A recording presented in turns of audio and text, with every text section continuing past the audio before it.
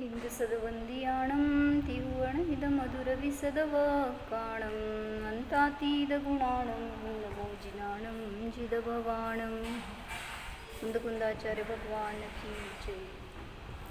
मी घेतो सोडा सोडा.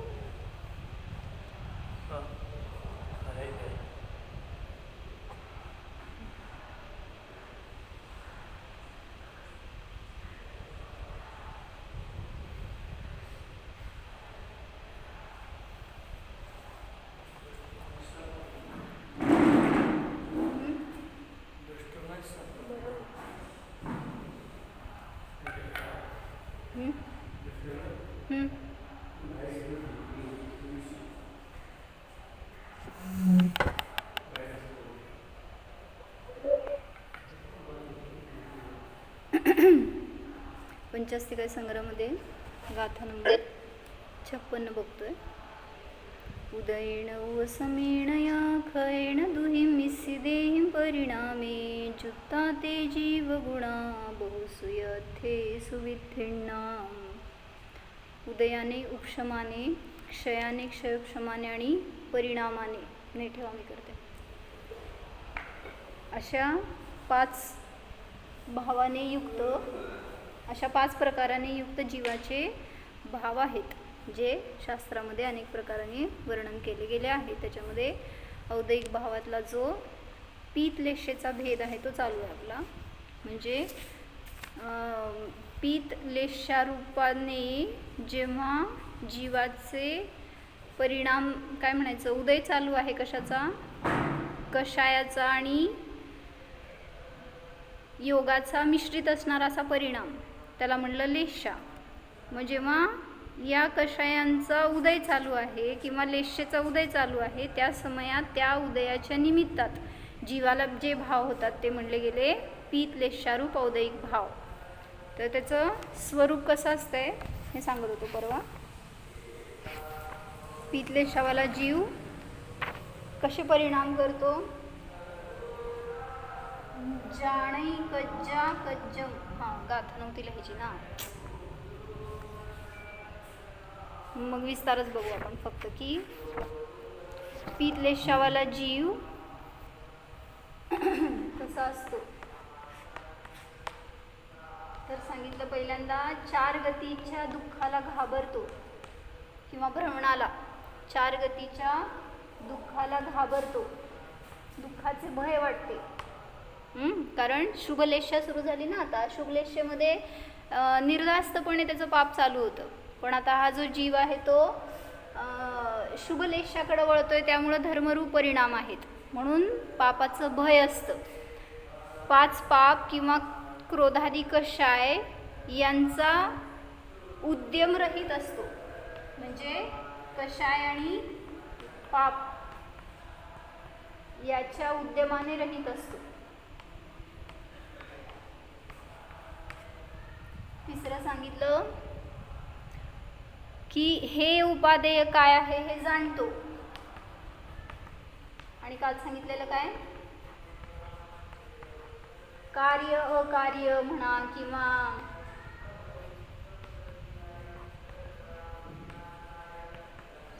ग्राह्य अग्राह्य अशा सगळ्या गोष्टींना जाणतो तो. म्हणजे भेद समजतो त्याला, काय ग्रहण करण्यायोग्य आहे, काय सोडण्यायोग्य आहे, काय करण्यायोग्य आहे, काय न करण्यायोग्य आहे, ह्याचा विवेक असतो. पुढं सांगितलं हा जीव ईर्षा आणि द्वेष परिणामांनी रहित असतो. म्हणजे जिथं जिथं ईर्षा आणि द्वेष परिणाम आहे तिथं नियमाने अशुभलेशा असते. त्यामुळं जो शुभलेशावाला जीव आहे त्याला असे ईर्ष्येचे भाव होत नाहीत. म्हणून आपलं परीक्षण करायचं, जेव्हा आपल्याला कोणाविषयी अशी ईर्षा होती आहे, अंतरंगामध्ये क्लेश होतोय कोणाविषयी, तर अशुभलेशेमध्ये आहात. आणि पुन्हा प्रतिक्रमण करून आपण उपस्थापित होतो, पुन्हा त्या परिणामांचा पश्चाताप करतो, तसे भाव होऊ नयेत असे पुरुषार्थ करतो, त्यावेळी समजून घ्यायचं शुभलेशामध्ये गेलोय. पुढं सांगितलं हा जीव सर्वांवर दयाभाव करतो, समता परिणामवाला असतो. नरकादी परभव संबंधी दुःखाला घाबरून 5 पाप आणि 7 व्यसन आदी कार्य सोडतो. ह्याच्यात सगळं घ्यायचं, 7 व्यसन आणि 5 पाप यांनी रहित असतो. 7 व्यसन कुठले? परवा तुमची परीक्षा झाली आहे. कुठले कुठले 7 व्यसन असतात?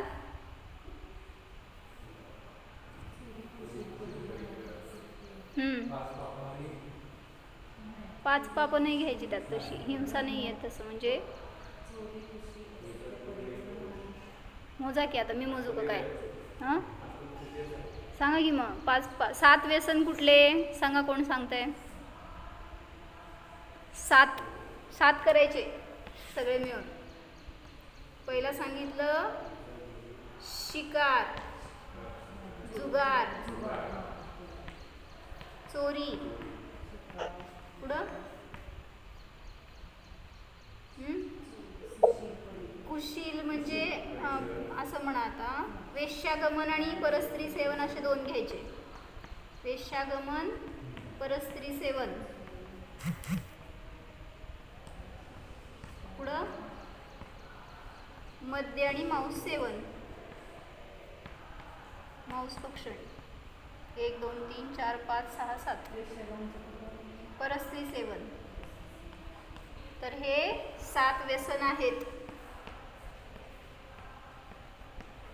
या 7 व्यसनाने तो जीव रहित असतो. म्हणजे 7 व्यसन रूप परिणाम त्याला होत नाही, जो शुभलेशांमध्ये प्रवृत्ती करतो. दिसते का बोर्डवरचं?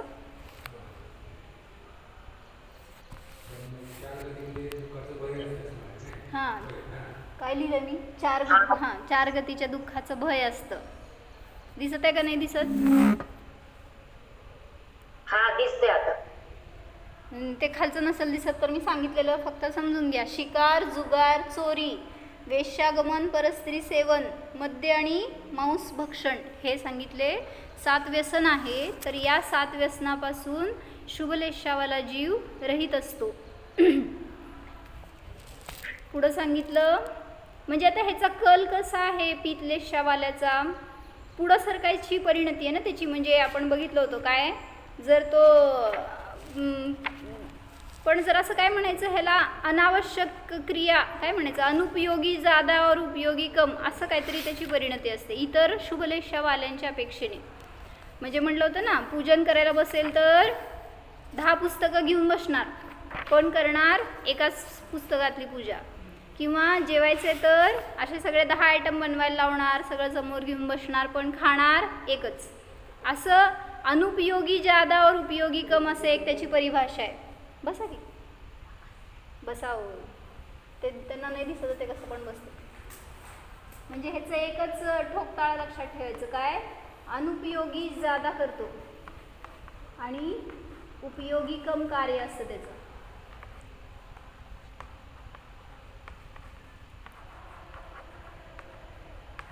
सगळ्या गोष्टीमध्ये समजून घ्यायचं. जसं की एखादा व्यापारधंदा सुरू करायचा आहे, त्याच्यासाठी जर काहीतरी शोधाशोध करायची आहे समजा, तर जे एक धंदा काढायचा त्याच्याविषयी नाही, तर अनेक धंद्यांविषयी तो विचार करणार, पण करणार त्यातलं काहीतरी एकच. म्हणजे असा तो जीव असेल तर सांगितलं पित्तलेशावाला समजून घ्या.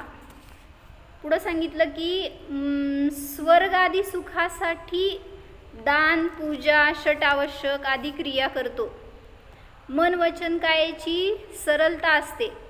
प्राप्त भोगाचे आसक्तीरहित सेवन करतो. पूर्वी जे अशुभलेशावाले जीव होते ते कसे होते, आसक्तीने भोग भोगत होते.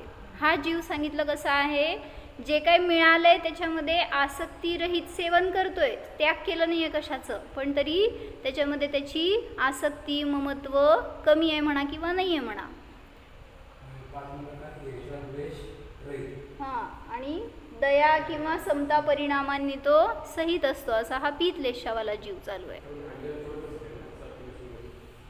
सप्तव्यसनमध्ये म्हणजे सप्तव्यसनमध्ये होय,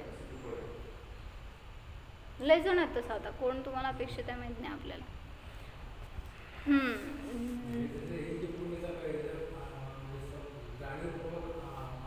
असू पण शकतंय नाही पण, कारण पित्तलेशावाला जीव पहिल्या गुणस्थानात पण आहे. म्हणजे हे सगळं आहे म्हणून हा जीव सम्यक दृष्टी आहे असं नाहीच. कारण इथं हे कुठलंही लक्षण सम्यक दर्शनाचं नाही आहे. सम्यक दर्शनाचं लक्षण काय असतं, शुद्ध आत्मानुभव किंवा स्वभावाचा निश्चय, एक विश्वास, ह्याला म्हणलं सम्यक दर्शन. पण इथं हे लेशांचं वर्णन चालू आहे, त्यामुळे ह्याच्यावरून कुठल्याही लेश्यवरून आपल्याला सम्यक दर्शनाचा निर्णय होत नाही, करायला जाऊ नकात. म्हणून शुभलेशा असली तरी सुद्धा पहिल्या गुणस्थानापासून 7व्या गुणस्थानापर्यंत पीतलेशा आहे. त्यामुळं कोणी जीव सम्यक दृष्टी पण असेल आणि मिथ्यादृष्टीसुद्धा असू शकतो.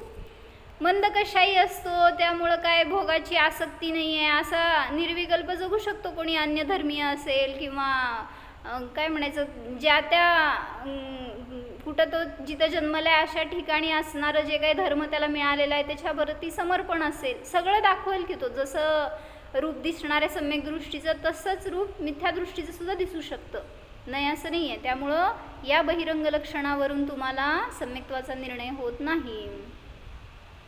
इथंच भूल करतो आपण की कोणीतरी रागद्वेष करायला की म्हणणार कुठं हे सम्यक दृष्टी आहेत का, असे जीव असतात का सम्यक दृष्टी, म्हणजे कषाय हे सम्यक्त्वाचं लक्षण नाही. तसंच सांगितलं मंद कषाय हे सुद्धा सम्यक दर्शनाचं लक्षण नसतं. तर पुढं सांगायचं होतं, खालचं पुसू का 7 व्यसन. 7 व्यसन आहेत हे खालचे, तुम्हाला माहिती आहेत की 7 व्यसन.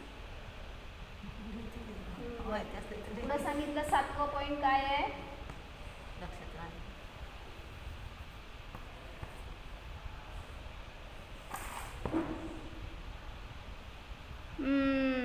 धर्मरक्षेसाठी विरोधींशी लढेल. काल वाचलो होतो आपण हे, म्हणजे विनाकारण लढाई करणार नाही, वादविवाद करणार नाही, पण जिथं धर्मावर काहीतरी आपत्ती आली तर तिथं नियमाने विरोध करणार. कशायाच्या उद्यमाने रहित असतो, पाप अधिकाऱ्यांच्या उद्यमाने रहित असतो असं. आता ते शॉर्टमध्ये लिहिलेलं समजून घ्या बरं का, नाहीतर काहीतरी गफलत करून ठेवाल कुठं अजून. धर्मरक्षेसाठी विरोधींशी लढेल, पुढं धंदा व्यापार करेल पण न्यायपूर्वक करेल, अपराध कपट वगैरे न करता, कपट रहित न्यायपूर्ण धंदा वगैरे करणार. तुम्ही कसं करता, धंदा कसं करता काका?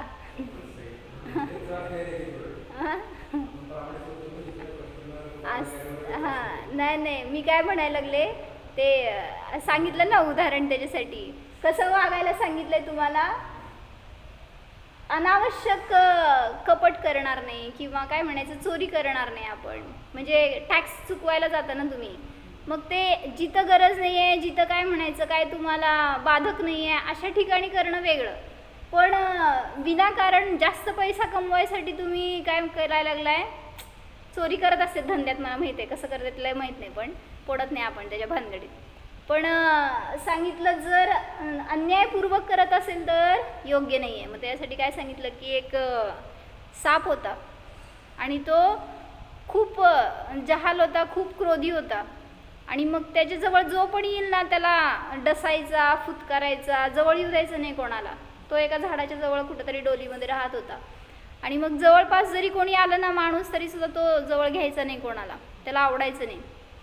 आणि एक दिवस कोण तर असंच राहगीर चालला होता आणि त्या झाडाखाली विश्रांतीला बरोबर तिथंच झोपला की हा बाहेर आला आणि तो त्याला डसला का डसायचं म्हणून प्रयत्न करू लागला. तर त्यावेळेस तो त्रास देतो म्हटल्यावर एकतर कोण जात नव्हतं जवळ, पण आता तिथूनच एक साधू चालले होते, आणि मग त्या साधूंनी म्हणलं की तू हे खूप चुकीचं कार्य करतोयस, काय सगळ्यांना जे डसतोय, घाबरवतोयस, फुतकारतोय सगळ्यांवर वगैरे, तर ह्याच्याने तुला खूप पापाचा बंध होईल, आणि आधीच तू तिर्यांचे झालायस तर अजून ह्याच्यापेक्षा सुद्धा दुःखी पर्यायाला प्राप्त होशील.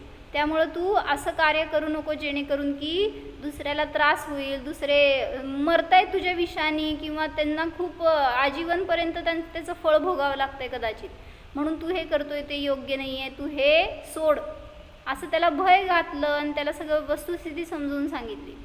तर त्यांनी स्वीकारली आणि सोडलं म्हणजे काय सोडलं, डसायचं, कोणाला घाबरवायचं सगळं सोडून दिलं बरं का. आता काय झालं, पोरं जवळ यायला लागली तर हा नाही ना, मारायचं नाही, फुतकारायचं नाही म्हटल्यावर त्रास द्यायला सुरुवात केली पोरांनी. म्हणजे दगडं मार, कुठं तर काठीनी मार, त्याला छेड असं करू लागली. पण त्यांनी नियम केला ना की मी नाही कोणाला डसणार आता म्हणून. तर आता असं क्रूश होऊ लागला. खायला प्यायला मिळेना काय, किंवा बाहेर खायला गेलं कुठं शोधायला की लोक मारायची. त्यामुळं तिथंच पडून असं निश्चित आता एकदम दुर्बल झाला होता. आणि परत तेच साधू त्याच रस्त्याने जाताना हा दिसला. आता जवळपास तो दोरीसारखा झाला होता, असं की त्यात काय बळ नव्हतं राहिलं आणि तो काय कोणाला त्रास पण देत नव्हता. त्यामुळं असं त्याचं अवस्था झाली होती. म्हटल्यावर लगेच आल्यावर साधूंनी विचारलं काय झालं तुला, असं का अवस्था तुझी. तर त्यांनी सांगितलं, म्हटलं तुमच्याकडनं नियम घेतल्यापासून मी कोणालाही त्रास दिला नाही आहे, पण लोक मला त्रास द्यायला लागली आहेत. मग आता काय करू मी, माझं पंचायत झाली म्हणला. मग त्यावेळेस तिथं साधूंनी सांगितलं की न्यायपूर्वक कार्य करायला नाही म्हणलं नाही. तुझ्यावर जेव्हा संकट येणार तेव्हा फुतकारणार की तू, तुझा स्वभाव का सोडतोयस, तू साप आहेस, डसू नको एवढं सांगितलं मी. कारण कोणाला त्याच्या निमित्तामध्ये प्राणाला मुकावं लागतं. म्हणून स्वतःच्या रक्षेसाठी तू जे काय प्रयत्न करशील ते न्यायपूर्वक असणार आहे. त्यामुळं फुतकारलं तर काय कोणाला त्रास होत नाही, त्याच्या निमित्तात भय वाटेल निघून जाते, तुला त्रास तर देणार नाही. मग असं म्हणायचं आहे की त्यांनी एकांत केला, जे उपदेश ऐकला त्याचा, जे गुरूंकडून कळलं त्याला, ते त्यांनी भाव न समजून घेता त्याच्याविषयी एकांत केला आणि त्याचं फळ त्याला भोगावं लागलं. तसंच सांगितलं शास्त्रामध्ये पण सांगतायत काय, अन्यायाने पैसा कमवायला जाऊ नका, कपट आदी क्रिया करू नका.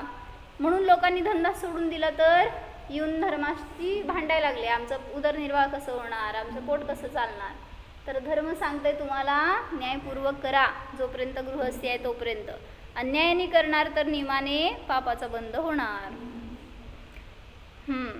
म्हणून हा जीव न्यायपूर्वक असणार त्याची सगळी क्रिया, कारण शुभलेशेमध्ये आहे, अन्यायाने वर्तन करणार नाही. हे जर ठोकताळा लक्षात ठेवायचं. अनुपयोगी जादा करतो आणि उपयोगी कमी करतो, असा हा पीतलेशावाला जीव असतो. जे पण कार्य करणार त्याच्यामध्ये न्यायपूर्वक असणार की, पण अनावश्यक जास्त असणार. जसं म्हणलं चक्रवर्तीला किती राण्या हो, लगेच माहीत आहे कसं काय, तेवढं पाठांतर करून ठेवलंय.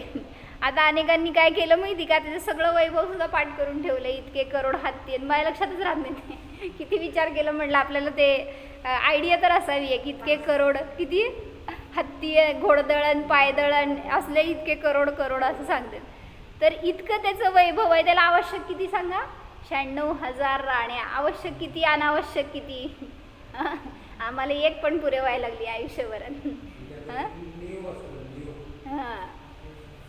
तरी पण म्हणायचं आहे अनावश्यक जास्त. 6 खंडाची काय आवश्यकता नाही आहे त्याला, त्याच्या पोटापुरतं मिळालं आणि काय म्हटलं 6 फूट जमीन बास आहे शेवटच्या समयाला पर्यंत. पण तरी अनावश्यक जे जास्त, म्हणजे जेव्हा तो या परिग्रहात असणार, जेव्हा त्याच्याविषयी त्याला काय भाव असणार, त्यावेळी समजून घ्यायचं पीतलेशावाला आहे. विरक्तीचे परिणाम असताना उगी सुटत नाही आहे. हेच वैभव शुभ आहे. म्हणजे काय म्हणायचं की त्रास नाही देत आहे कोणाला तो, किंवा म्हणायचं कशाही नाही आहे, अन्याय रूप नाही आहे. त्यामुळं गोळा केला तरी पण त्याच्या निमित्तात त्याला असणार आहे की परिग्रहाचा दोष लागणार आहे, नाही असं नाही आहे. उपयोगी जेवढा आहे ते, म्हणजे त्या राजाला चक्रवर्तीला एखादी बास आहे, पण किती केल्या हो, 96,000 केल्या. तर 6 खंडाला आपल्या अधीन ठेवेल, पण तितका भोग घेत नाही. थोड्यावर काम चालू शकते तरी अनावश्यक परिग्रह ठेवतो. जेव्हा या परिग्रहात असतो तेव्हा त्याची ही लेशा एवढं समजून घ्या. कारण भरताची पण परत त्याची लेशा बदलू शकते ना, सगळं सोडणार आहे त्यावेळेस थोडी ना हे परिणाम असणार आहेत. त्यामुळं अंतर्मुहूर्तामध्ये परिणाम बदलतात.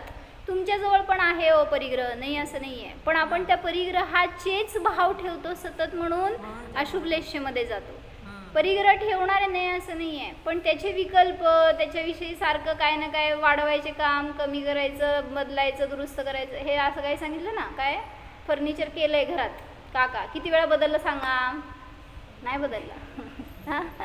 जुनं झालं म्हणायचं, तुटलं म्हणायचं, नवीन रिन्युएशन करू म्हणायचं, काय ना काय कारण काढून घरामध्ये सारखं पैशाचा अपव्यय, अनुपयोगी ज्यादा उपयोगी कम काम करतो तो असा पीतलेशावाला असतो.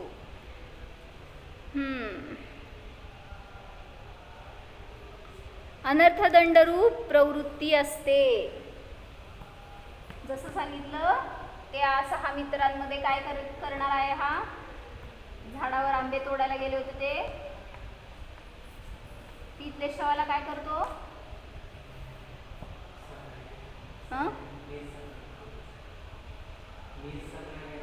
नाही कृष्णलेशावाला असतो तो झाड मुळासकट तोडण्याचे परिणाम. नीललेशावाला असतो तो म्हणतो बुंद्यापासून झाडाला कट करू आणि आपण आंबे खाऊ. पुढं कृष्ण नील कापोतवाला असतो तो म्हणतो मोठे मोठे फांद्या तोडू, इतकं काय आवश्यकता नाही खोड तोडायची. आणि हा पीतलेशावाला काय करतो, त्या झाडाला असणारे गुच्छ जिथं आहेत ना, घड वगैरे, तर त्या घडांना तोडायचा विचार करतो जिथं की अनावश्यक आहे जास्त. कारण तिथं खाण्यासारखे सगळे आंबे असतील असं नाही आहे.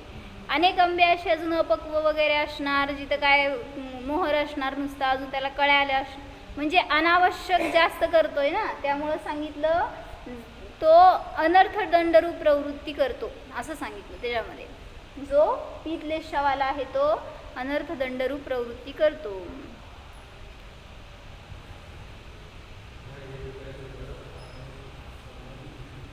जोरात बोला, तुमचा आवाज यांना पण जात आहे.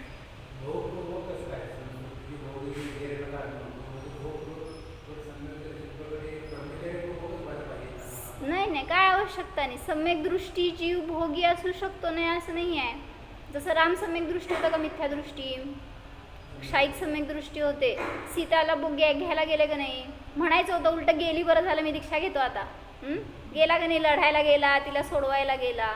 परिग्रही असू शकतो की. म्हणून तर हेच तर बाहेरच्यांची मान्यता आहे ना आज. सगळ्या परिग्रहाचा त्याग केल्याशिवाय तुम्ही सम्यक दर्शन प्राप्त करू शकत नाहीच, अशी मान्यता आहे आज लोकांची. आणि वीरसागर महाराजांनी हेच तर तत्व समजून दिलंय. जरी परिग्रह आहे तरी सुद्धा कपडे आहेत, स्त्री पुत्र सगळा परिवार आहे, धनधान्य सगळा वैभव आहे तुमच्याजवळ. त्यात असताना सुद्धा जो त्याच्यापासून मी भिन्न भिन्न ह्याचा अनुभव करू शकतो, निर्णय करू शकतो ना, सम्यक दर्शन सुरू झालं तिथं. आणि मग त्या समयाच्या तिथून जे वैराग्य झालं ना त्याला, ते नियमाने पुढं जाऊन सगळ्या परिग्रहाचा त्याग करेल तो जीव. नाही असं नाही आहे. असं तिथे एकांत करायला नको आहे कोण, की जर त्याला घरातच होतोय तर कशाला दीक्षा घेईल, असं नाही आहे. ज्याचं विरक्ती वाढली तो नियमाने पुढं सरकतो. धंद्यात फायदा व्हायला लागला, तुम्ही काय करता हो, बास आता नको, तसं पसरवायचा विचार असतो का नाही, अजून करू आता इथून लाभ मिळतंय म्हणल्यावर इकडं जाऊन करू तिकडं जाऊन करू. म्हणजे ज्याला ज्याच्यात नफा दिसतो, ज्याच्यात आनंद येतो ते तो कार्य नियमाने करतोच. म्हणून जरी चतुर्थ गुणस्थानात असंयमी आहे, परिग्रह सहित आहे, रागी द्वेषी कशाही आहे, तरी सुद्धा ज्या समयात अनुभूती घेतो त्या समयात हे त्याच्याजवळ काही नाही. म्हणून एक काल वाक्य काय सांगितलं, उत्तम त्याग धर्माचं वाक्यात काय होतं, जेव्हा आपण मी ज्ञानाचं वेदन केलं, ज्या समयात मी ज्ञानाला जाणलं, मी ज्ञानमय आहे, त्या समयात सर्व विश्वाचा त्याग झाला. कोणाकोणाचा त्याग करावा लागला हो, मला स्त्री नाही आहे, पुत्र नाही आहे, घर नाही आहे, वैभव नाही, किती करावं लागलं तुम्हाला. मी आहे हे जाणलं, ग्रहण केला की सगळं सुटलं त्या क्षणात. जसं आम्हा म्हणते दिवा लावल्यावर प्रकाश आला तर अंधार जायला किती वेळ लागला, त्या कोपऱ्यातला त्या खोलीतला सगळा अंधार जायला पाहिजे. दिवा एकच लावा तुम्ही तर तिथं अंधकार सगळीकडचा नष्ट होणार आहे. मग तसं म्हणलं हा दिवा आहे, ज्ञानाचा दिवा जिथं प्रकाशित झाला तिथं बाकीचं सगळं अज्ञान सहज दूर होतं. म्हणून परिग्रह आहे म्हणून मी अनुभूती घेऊ शकत नाही असं नाही. म्हणून असंयमी सुद्धा सम्यक दृष्टी असू शकतो. फक्त ज्या समयाला अनुभूती घेतोय त्या समयाला त्याला कशाय नाही, परिग्रह नाही आहे त्याच्या ज्ञानात. बाहेर सुटलंय असं नाही आहे, परिग्रह आहे की बाहेर इथं कपडे वगैरे, पण ज्ञानात धरलंय का त्याला. ज्या ज्ञानात तुम्ही परिग्रहाला धरलंय त्या ज्ञानात अनुभूती होणार नाही 100%. म्हणून आम्ही पण म्हणणार असंयमीला अनुभूती होत नाही. कुठल्या अपेक्षेने, जिथं असंयमाचे भाव चालू आहेत, भोगाचे भाव चालू आहेत. पण बहिरंगात भोगत असताना सुद्धा म्हणलं ना, मुनिराज सुद्धा आहार घेतात, अनुभूती घेतात का नाही हो. हा भोग आहे की नाही आहार घेणं म्हणजे. मग तरीसुद्धा त्याच्यामध्ये असं महाराजांचं सांगितलं जातं की आहार घेताना सुद्धा डोळे बंद करून सतत आत जायचे, परत बाहेर यायचे, आत जायचे, बाहेर यायचे. असं करू शकतो का नाही? मग तिथं काय त्यांना कपडे आहेत म्हणून, नाही आहेत म्हणून काय संबंध आला? अनुभूती ही ज्ञानाची, श्रद्धेची परिणती आहे. मग तिथं बहिरंगातली कुठली वस्तू तुम्हाला श्रद्धा ज्ञानामध्ये अडथळा करते? नाहीच. म्हणून निर्णय करा की मला माझ्या ज्ञानात कोण आहे त्याच्या अनुसार मला अनुभव चालू आहे. कोणाचं ज्ञान करायला आता? कोणाचं ज्ञान चालू आहे? घराचं, परिग्रहाचं. उगीच मला खोटं सांगू नका, स्वबी वगैरे. ऐकण्याचं म्हणजे शब्द चालू आहेत, शब्द ग्रहण करण्याचं. त्यामुळं हा सुद्धा परिग्रहच आहे. जिथं परिग्रही आहात तिथं अनुभूती नाही. ज्या समयात, म्हणून म्हणलं ना, ज्या समयात अनुभव करतोय त्या समयात सगळ्याचा त्याग झाला. आणि याचे उलट करा, ज्या समयात बाहेर आला सगळ्याचा आश्रव चालू झालाय. असं काय म्हणायचं, इथून बाहेर पडला की असा आश्रव बंद की म्हणजे समजा मंदिरात आहे तोपर्यंत निश्चय म्हणून बसलाय, काय विचार नाही, विकल्प नाही. इथं जोपर्यंत अकलूजमध्ये आहे तोपर्यंत लासुरणे माझं नाही, काय तुमचं जंक्शन माझं नाही. असं इतकी तीव्र भावना होती का सांगा? आता सोडून दिलं तर जायचंच नाही परत घरी. सगळ्यांच्या बरोबर इकडूनच दीक्षा घेऊन जाऊ. तर तिथं अशी इतकी तीव्रता नसते. आता इथून बाहेर पडल्या सांगा काय होणार? बाहेर पडायच्या आधीच उद्याचा दिवस संपणार म्हटलं की आसरव सुरू झाले का नाही? जायचंय, काय करायचंय, हे करायचं, ते करायचंय, सगळं विकल्प सुरू झाले. मग तसंच आहे, ज्या समयात आत्म्यात गेलाय त्या समयात निष्परिग्रही. आणि जिथं तो आत्मा सुटला, समजून घ्या दुसऱ्या पर्यायात असे राक्षस येत आहेत सगळे विकल्पाचे आपल्याकडं.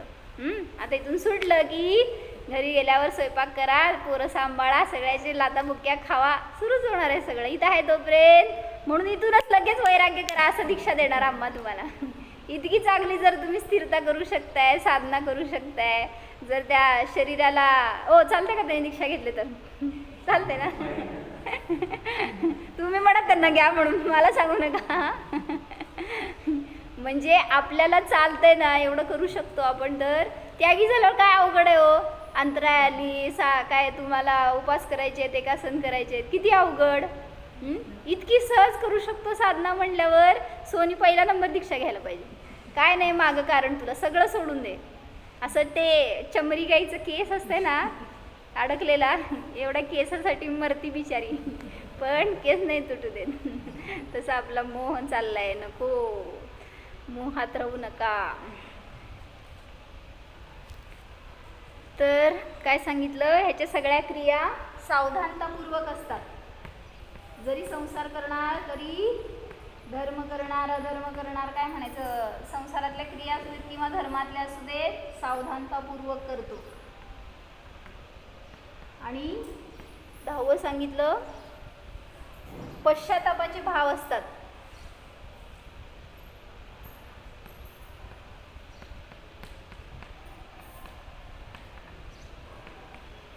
जे काही झालेलं घडलेले दोष आहेत तर त्याच्याविषयी पश्चातापाचे भाव असतात. त्याच्यासाठी एक उदाहरण सांगितलं की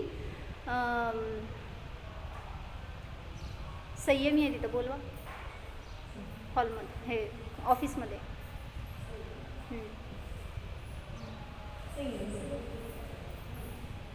इशिता.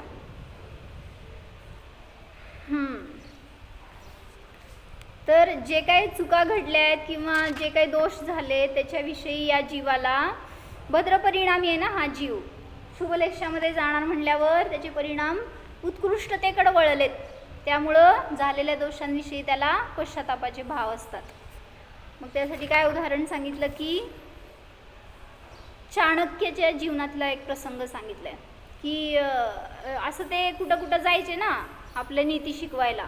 चाणक्य नीती अशी असती ना, वाक्य त्यांचे वगैरे. तर त्या आपलं ज्ञान द्यायला सगळीकडे कुठं ना कुठं असं जायचे. तर त्यांना सगळीकडनं असं सन्मान मिळायचा, काहीतरी आदर म्हणून देतात ना, आता शाल दिली किंवा काहीतरी श्रीफळ दिलं, असं काही ना काही द्यायचे ना. तर तसं त्यांना एके ठिकाणी रजईचं बस्ता दिला होता एकाने. रजई म्हणजे समजते ना काय? हां, ब्लँकेट. तर त्याचं बस्ता एकाने गिफ्ट म्हणून दिला होता. तर ते घेताना त्यांना काय त्याची आवश्यकता नव्हती. त्यांचं जीवन खूप साधं होतं माहिती आहे का. चाणक्य वाचलेत का कधी चरित्र त्यांचं? म्हणजे मी पण नाही वाचलेलं आहे, पण असंच ऐकून माहीत आहे. तर असं खूप भारी राहत होते. आपलं वेशभूषा केशभूषा असलं काय नाही, एक छोटी होती फक्त माहिती आहे तेवढं, तर गाठ मारलेली त्याला, तेवढंच माहीत आहे. तर त्याला ते सगळं परिग्रह जवळ ठेवायचे असे भाव असायचे नाहीत. त्यामुळे त्यांनी ते पण विचार केला की जे रजईचं मिळालेलं आहे हे आपण दान करू. कुठं? गरिबांना, ज्याला आवश्यकता आहे त्यांना दान करू, असं म्हणून त्यांनी घरामध्ये ठेवलेला तो बस्ता. तर नेमकं त्याच दिवशी त्याच्या घरी चोर आले.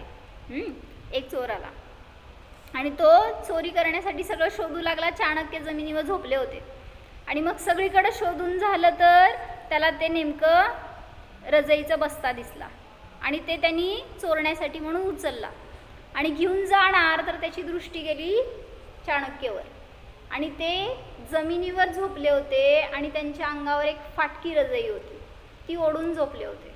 आता चोर असेल शुभलेशेतला बरं का, त्याला विचारायला म्हटलं हे इतकं मोठे नवीन रजई असताना फाटकी रजई घेऊन का झोपलेत, जे की त्यांच्या मालकीची आहे, ह्यांना दिलेली आहेत म्हटल्यावर ते घेऊन का नाही झोपले इतकी थंडी असताना सुद्धा वगैरे. तर त्यावेळेस ते विचारमग्न झाला. चोर पण विचार करत असतात बरं का. तर त्याला ते घेऊन जाताना आता त्यांचं ते रूप बघितल्यावर पश्चाताप वाटू लागला की आपण चुकीच्या ठिकाणी चोरी करायला आलो आणि ह्यांचं धन चोरणं आपल्याला बरोबर नाही आहे. म्हणजे त्यांचं सगळं परिचय होता ना, राजाचा मंत्री आहे चाणक्य, आणि तरीसुद्धा इतकी साधी राहणी त्याची, इतकी साधी वेशभूषा वगैरे आणि सगळं असताना सुद्धा त्याला त्याचे भोगायचे भाव नाहीत. असं त्याचं वर्तन असताना सुद्धा स्वतः हे जे काही मिळालेलं त्याला रजई वगैरे आहेत ते न वापरता दुसऱ्यांना द्यायचे त्याचे विचार असतात. हे त्याला कळलं. तर अशा त्या गरिबांना दान करणाऱ्याला मी लुटतोय म्हणजे किती मी महापापी आहे असं त्याला स्वतःची ग्लानी होऊ लागली. मी पापी आहे, मी दोषी आहे. आणि तो त्या झोपलेल्या चाणक्याच्या चरणाशी बसून रडायला लागला. मला म्हणजे माझे भाव चुकले, मी तुमच्या घरी चोरी करा, झोपलाय निघून जाव की बिचारा न चोरता. पण ज्याला पश्चाताप होतो ना, कोणाचे परिणाम सांगा, पीचे चोराचे का चाणक्याचे? कोणाचे होते? चोराचे परिणाम बदलले ना. चोरीचे भाव कुठली लेशा?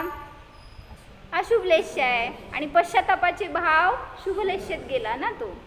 म्हणजे एक शब्द सुद्धा न सांगितला तरी परिणाम परिवर्तित होऊ शकतात. जे दृश्य दिसलं त्याच्यावरून आपण बोध घेतला तर परिणाम बदलू शकतात. आणि मग तो त्यांच्या चरणाशी बसून रडू लागला आणि त्यांच्याकडनं म्हणजे तो म्हणाला चाणक्य की तुला आवश्यकता असेल तर घेऊन जा, नाहीतरी मी दान करायलाच ठेवलंय ते. पण तिथं त्याला स्वतःची आत्मग्लानी वाटू लागली चोराला की मी काय हे चोरणं बरोबर नाही आहे, जे की त्यांनी इतर गरिबांना ज्यांना गरजू आहेत त्यांना ठेवलंय. तर मग हा म्हटला मला गरज नाही आहे, तुला आवश्यकता असेल तर तू घेऊन जा. आणि मग तिथं त्याचा पश्चाताप झालेला त्यांनी सांगितलं चोराला. म्हणजे चोराचे भाव पहिल्यांदा चोरीचे होते तोपर्यंत शुभलेश्यामध्ये, आणि जिथं पश्चाताप सुरू झाला तिथून शुभलेश्या म्हणजे त्या दिवसापासून त्यांनी चोरी सोडून दिली. माहीत आहे का? म्हणून म्हणलं की त्याला गुणग्रहण का भाव रहे नित दृष्टी न दोषो पर जावे. जर चाणक्याने त्याला चोर म्हणून बघितलं असतं तर चोरच दिसला होता की त्याला, पण तरी गुणग्रहण का भाव म्हणजे त्यांना गुणग्राहकता होती की हा जरी पश्चाताप करतोय म्हणजे ह्याच्यामध्ये कुठंतरी अजून आहेत परिणाम असे. नाहीतर जो अशुभ लेशावाला असेल तर कसंही करून चोरी मिळवणारच धन. म्हणून असे परिणाम पीतलेशावाल्याला नसतात. काय असतो तो? पश्चातापाच्या भावने सहित असतो. असंच एक उदाहरण अजून सांगितलंय पण राहू दे, उद्या सांगते ते. शास्त्र स्वाध्याय करेल तर त्यातील तत्व जाणून घेण्याचे भाव असतात, क्षमेचे भाव असतात. कारण पश्चातापाचे जिथं परिणाम तिथं क्षमेचे भाव असतात. मी केलेल्या ह्या अपराधांचं प्रायश्चित्त माझ्याकडून व्हायला पाहिजे असे परिणाम असल्यामुळं तो भद्र परिणामी म्हणला गेला. आणि मग हा जीव म्हणून म्हणलं तत्व ग्रहण करू शकतो, स्वाध्याय करेल तर त्यातलं मर्म जाणून घेऊ शकतो, पण अशुभलेशावाला जीव पुरुषार्थ करू शकत नाही. कापोतलेशावाला जीव पण धर्म करतो का नाही हो? कसा करतो? कापोतलेशावाला पण करतो की. मग त्याच्यात आणि ह्याच्यात काय फरक म्हणायचा? कापोतवाला काय करत होता? कालपर्यंत होता तो कापोतवाला होता आपल्याबरोबर, विसरला का काय त्याला? त्याला नाही, आपल्यालाच. आपण पण असेच होतो परिणामी. 6 लेशा असतात कुठले? कृष्ण, शुक्ल. तर त्याच्यामध्ये जी पीतलेशा असती ना त्याचं वर्णन चाललंय. जो कापोतलेशावाला जीव आहे तो अशुभ लेशा आहे ती, त्यामुळं त्याच्यामध्ये त्याचे परिणाम अविवेकाने असतात. धर्म करेल, काय तुमचं पूजा दान भक्ती करेल तर प्रशंसेची इच्छा असते मागं. उपास का केला हो? छान म्हणावं ना सगळ्यांनी म्हणून, सगळीकडं आपली प्रसिद्धी व्हावी, लौकिक व्हावं म्हणून. असं जर भावना असेल मागं तर उपवासाचं फळ शून्य. आणि तेच म्हणलं जर अशी भावना नसेल तर तेच उपवास बेस्ट. म्हणजे कुणीकडं आपलं परिणती असेल त्यानुसार. मग कापोतलेशावाला अज्ञानाने करतोय, धर्म करतोय, स्वाध्याय करतोय, सगळं शास्त्र वाचून काढलं बरं का, पण ज्ञानपूर्वक नाही, त्यातून ग्रहण करण्याची काय वृत्ती नाही आहे. पण हा जो पीतलेशावाला जीव आहे तो ग्राहक असतो, तत्वाला ग्रहण करतो आणि झालेल्या दोषांविषयी वगैरे त्याला पश्चाताप असतो. अशा प्रकारच्या प्रसिद्धीची वगैरे त्याला भावना नसते. तर एकदा काय झालं होतं की साबरमती आश्रमात कोण राहत होतं? गांधीजीच होते होय. त्यांची पोरं पण होती हो, शिष्य. तर त्या शिष्यांमध्ये काय झालं होतं, एक दिवस गांधीजींचं त्या आश्रमातलं घड्याळ चोरीला गेलं तर संयमी. काय म्हणले? तुझ्यासाठी सांगायला माझी वेळ संपली आहे पूर्ण, माहिती का, तरीसुद्धा चोरीला गेलं होतं. तर ते कोण चोरलं हे गांधीजींना कळलं होतं. कोण चोर आहे, सगळ्या मुलांमध्ये कोण चोर आहे हे कळलं होतं, पण त्यांनी पॉईंट आऊट नाही केलं, त्याला पकडलं नाही, त्याला सजा केली नाही. त्यांची इच्छा होती की तो स्वतःहून येऊन यावा समोर. मी जर पकडलं तर काय होणार सांगा? त्याला द्वेष राहणार, तो सोडणार नाही. ह्यांची भावना होती की चोरी त्याची मुळासकट नष्ट व्हावी. म्हणून त्यांनी कसं टॅक्ट वापरलं बघ, की जेव्हा कळलं की कोण चोर आहे पण त्यांनी नाव गुप्त ठेवलं, चोराला सुद्धा कळलं की गांधीजींना कळलंय. काय कळलं? तुम्हाला कळलं का? म्हणजे चोराला कळलं, गांधींना कळलं, मला कळलं, तुम्हाला पण कळलं. तर गांधीजींनी अन्न पाणी सोडलं. का बरं? त्यांना बेस्ट स्टुडंट्स तयार करायचे होते हो. आणि हे त्यांच्या आश्रमात झालं म्हणल्यावर इतकं त्यांना वाईट वाटायला लागलं की असं नकोय व्हायला आपल्याकडं. मग त्यांची इच्छा होती लगेच येऊन त्यांनी कबुली द्यावी, त्यांनी सुधारावं, पण त्यांनी केलं नाही पुरुषार्थ म्हणल्यावर त्यांनी स्वतःला सजा दिली. त्यांनी आज अन्न पाणी सोडलं. आजचा दिवस गेला, सगळे मुलं येऊन त्यांना विनवणी करायलेत की तुम्ही ग्रहण करा, तुम्ही असं सोडू नका. दुसरा दिवस उजाडला, वाट बघतायत गांधीजी की येऊन तो आज म्हणेल, आत्ता म्हणेल, पण तो स्वीकारायला तयार नाही. तिसरा दिवस उजाडला, 10 दिवस नव्हते उपवास केले त्यांनी, तर 4 दिवस झाले. 4 दिवसपर्यंत अन्न पाणी जल सगळं सोडलं होतं. कोणासाठी कसं पुरुषार्थ कोण करतंय? तर 4 दिवस अन्न सोडले होते. शेवटी चोर असतो तो, त्याला बघवे ना आता मुनींचा चेहरा. आणि मग त्यावेळेस तिथं काय झालं, तुम्ही अन्न का सोडले असं त्यांनी जाऊन गांधीजींना विचारलं. घड्याळासाठी. तर त्यावेळेस तिथं गांधीजींनी सांगितलं की, म्हणजे आता हा सांगतोय चोर जो होता तो, मी चोर आहे माहीत असतानाही तुम्ही मला का नाही प्रगट केले? मग गांधीजी म्हणाले, प्रगट केले असते तर मला घड्याळ मिळाले असते, तू नाही. म्हणजे मला कोण पाहिजे होतं? तुझ्यातला मनुष्य पाहिजे होता जो की गुणसंपन्न आहे. हा तुझा दोषी स्वभाव नको होता. त्यामुळं तिथं मग शिष्याला पश्चाताप सुरू झाला की मी हे का केलं, माझं केलेलं हे चुकलं. आणि तो चरणाशी पडून क्षमा याचना करू लागला. आणि मग तिथं त्याचं ते परिवर्तन बघून गांधीजींनी सगळ्यांना त्याचा आदर्श दिला असं त्यातनं सांगायचं होतं. म्हणजे पश्चातापाचे परिणाम ज्याला असतात तो पीतलेशावाला जीव असतो हे समजून घ्या. ओम.